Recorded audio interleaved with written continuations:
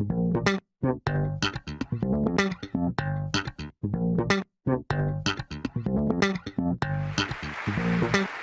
satisfação estar aqui, uma alegria estar com todo mundo para falar de um tema que eu tenho um carinho enorme, que é folclore. E eu queria começar perguntando, na verdade, aqui dá para ver a plateia, quando fala folclore, qual que é a primeira coisa que vem na mente de vocês? Pensa um pouquinho.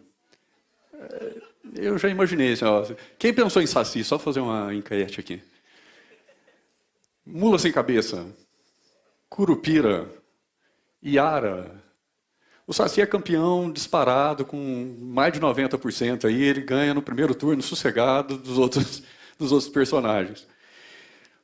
E é curioso, se a gente colocar no Google, na pesquisa de imagens, folclore, as 10 primeiras páginas vão ser só com personagens de lendas, né, do nosso folclore.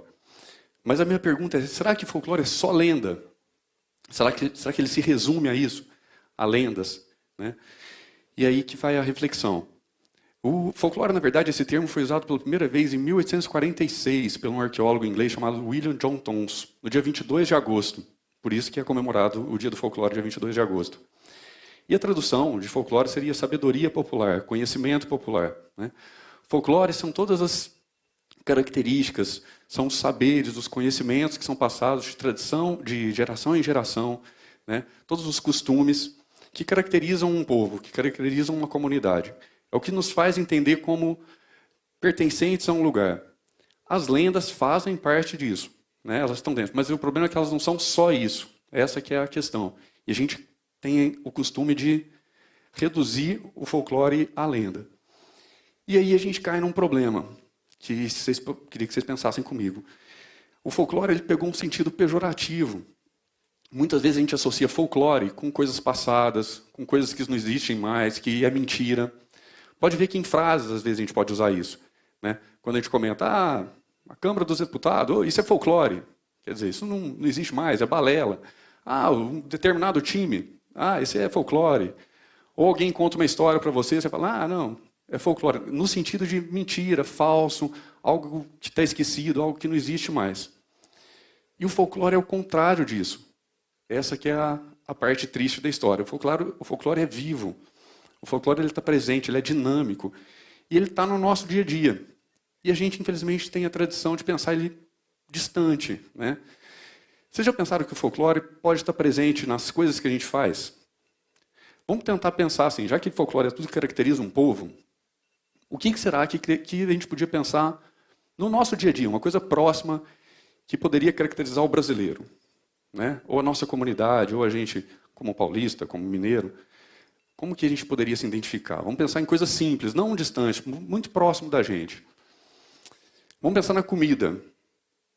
A gente tem os pratos tradicionais brasileiros. Podia falar vatapá, feijoada, né? Uma moqueca, uma receita de pão de queijo, uma pamonha. Mas vamos pensar muito próximo mesmo. Alguém imaginou arroz e feijão? Ninguém. Tadinho do arroz e feijão. O arroz e feijão, você pensa uma comida mais brasileira que arroz e feijão.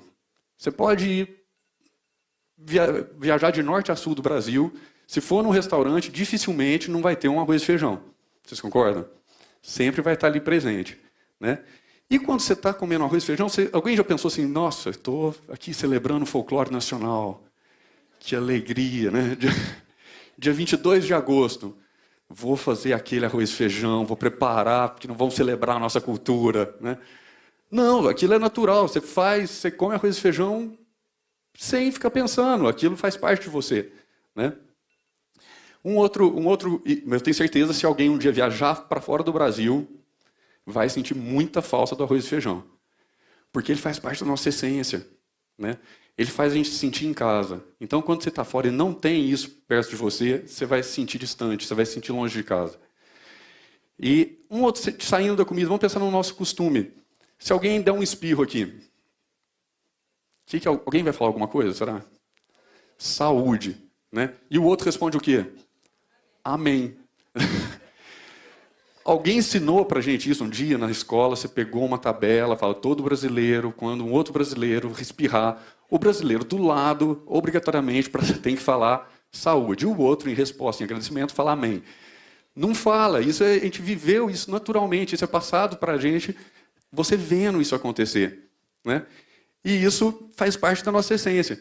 Não sei se acontece com vocês, mas se alguém espirrar e ninguém fala nada, o cara está fazendo Enem, o sujeito espirrou do lado, aquele silêncio, me dá uma agonia desesperadora de não ouvir um saúde, né? E se o outro não responde um amém, Jesus, né?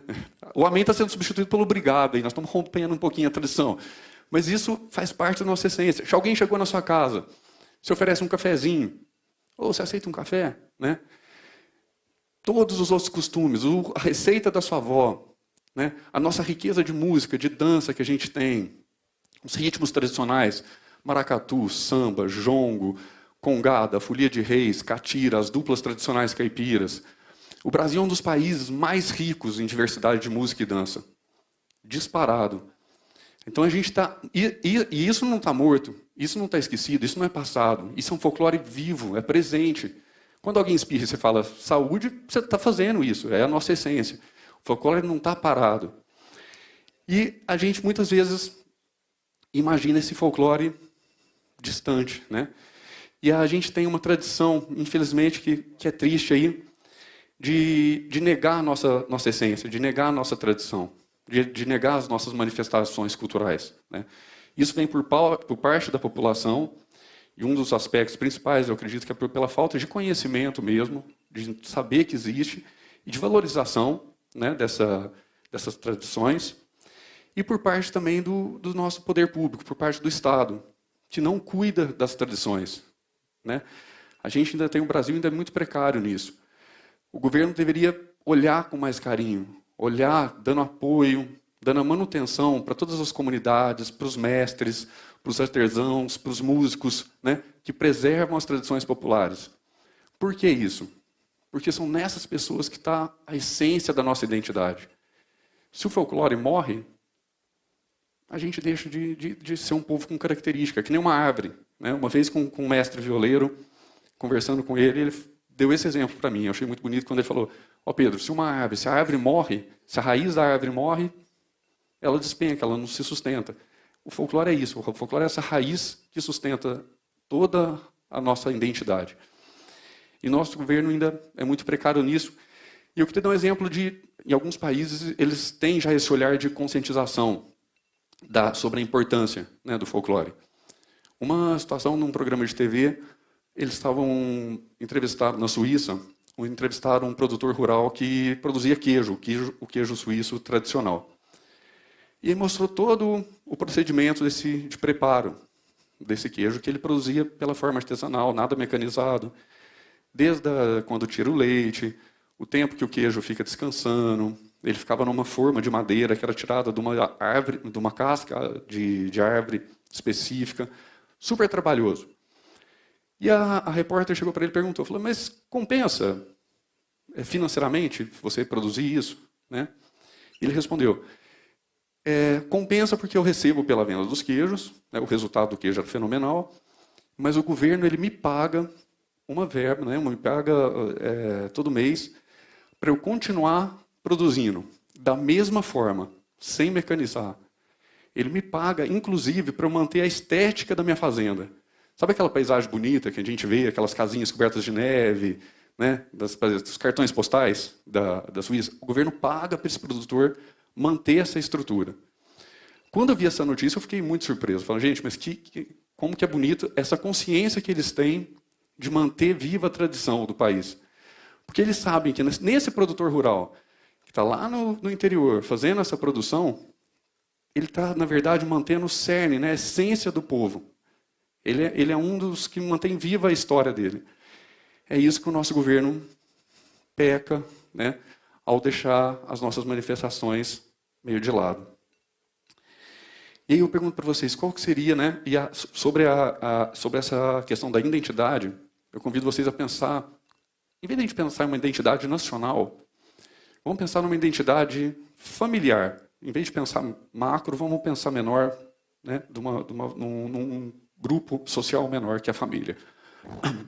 Se cada um aqui conhece a sua história da família, de onde veio o pai, a mãe, o avô, a avó, né?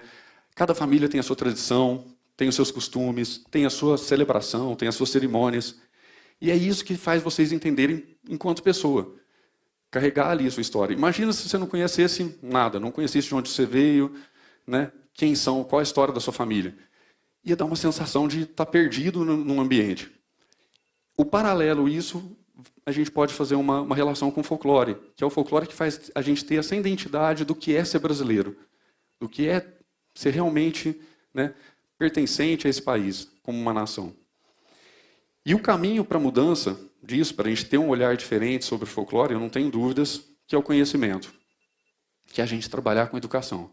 A partir do momento que o povo conhece a sua história, conhece as suas tradições, a gente pode mudar o olhar disso tudo. E aí eu queria dar 2 exemplos que aconteceram, né, que vocês vão saber aí. Um é das Olimpíadas, em 2016. Foi um momento, para todo mundo que é pesquisador de folclore, das tradições populares, das Olimpíadas foi muito interessante. Que foi um momento que o Brasil foi colocado em xeque. Falou assim, na Olimpíada, na abertura das Olimpíadas, o país sede se apresenta, né? E aí o Brasil ia ter que se olhar. A gente ia ter que buscar nas nossas tradições para poder se apresentar. Então foi uma expectativa. E por sorte foi muito bonito. Ele mostrou, né, naquela abertura, lógico, restrita, mas mostrou um pouco da nossa história, um pouco dos nossos ritmos. E foi nítido ver a reação das pessoas, né? Depois em comentários de internet, em bate-papo, as pessoas comentando, com um orgulho de ter visto o seu país sendo representado, de ter visto a sua história sendo apresentada para o mundo. Então, nisso despertou em muitas pessoas essa alegria de ser brasileiro. Falou, nossa, eu faço parte disso e eu nem sabia que meu país tinha tudo isso, né? E aí começa a despertar a curiosidade, né, sobre o que é. E uma outra situação é eu sou de Franca, lá a gente tem um espaço que chama Centro Cultural Cangoma, que é um espaço de pesquisa e produção das tradições populares, né, da cultura popular brasileira. E dentre as atividades que a gente trabalha com maracatu de baque virado, que é um ritmo tradicional de Pernambuco, que faz parte do ciclo carnavalesco. Em 2007, a gente fez a primeira saída nossa com um cortejo de maracatu, né, no carnaval. E foi muito engraçado ver a reação das pessoas. Que elas olhavam aquele grupo de pessoas, que era um grupo pequeno, tocando, e era um monte de maluco tocando na rua, né? Era um olhar de estranhamento, um olhar de, nossa, o que é isso? Muita gente fechava a janela, ninguém acompanhava o cortejo, pouquinhas pessoas seguiam a gente tocando. Mas a gente não desistiu, a gente continuou o trabalho. Em 2008 a coisa foi aumentando e foi passando o tempo. Durante o ano todo a gente fazendo trabalho com oficinas, com crianças, com professores, saindo, tocando, fazendo apresentações em praças, escolas, centros comunitários. E com o tempo, esse olhar foi se modificando. Até que em 2014 a gente montou um bloco de carnaval, que a essência do bloco é o trabalho com os ritmos tradicionais do carnaval brasileiro. Não só o maracatu. O maracatu, a marchinha, o samba reggae, o ijexá. Em 2014 já tinham mais de 500 pessoas acompanhando. No ano seguinte, já foi para 1.500. No outro ano, 3.000. E a coisa foi pegando o corpo até chegar nesse ano. Cada dia a gente sai 2 dias, com 7.000 pessoas. O que se dá nisso para mim? Foi apresentar esse conteúdo. O que antes era um olhar de estranhamento, que as pessoas olhavam e não conheciam, aquilo começou a ser familiar. Deixou de ser estranho. Então, não tenho dúvida que o conhecimento é o que move tudo. O que está acontecendo aqui hoje, por exemplo, a gente tendo essa prosa aqui, pode já modificar alguma coisa. De repente, se alguém foi embora pensando, nossa, não, o folclore não é só o saci, o folclore não. Né? De repente, tem alguém que tem um familiar. Poxa, meu parente ele toca numa folia de reis, eu nunca pensei nisso. Né? Ele poderia, né, dar o valor para ele. Assim. A escola, eu acredito que é o centro maior de formação aí, né, que poderia desenvolver um trabalho. E o trabalho com o folclore na escola ainda é muito, muito, muito restrito. Né? E isso eu acho que é uma das causas de todo mundo aqui, quando fala folclore, todo mundo pensar em lendas. Porque a escola, infelizmente, dissemina só essa linha de pensamento. Chegou dia 22 de agosto, projeto de folclore, escola enche de cartazes das lendas. Né? Saci, mula sem cabeça e tal. Todo mundo sai pensando isso. E aí eu penso que poderia ser muito, muito diferente. Em vez do folclore ser um projeto, ele poderia ser um processo. Na verdade, um processo constante de busca de um autoconhecimento como brasileiro. Né?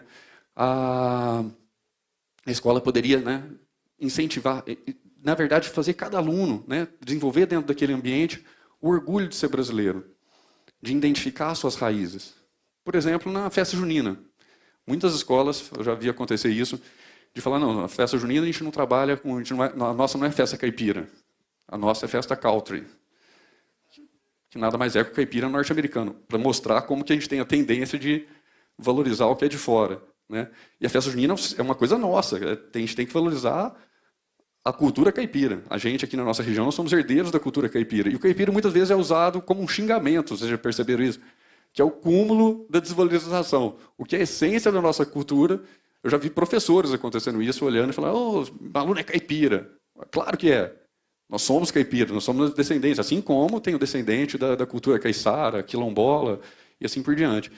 Então, é trabalhar essa consciência do orgulho de ser brasileiro, constantemente, não só no dia 22 de agosto.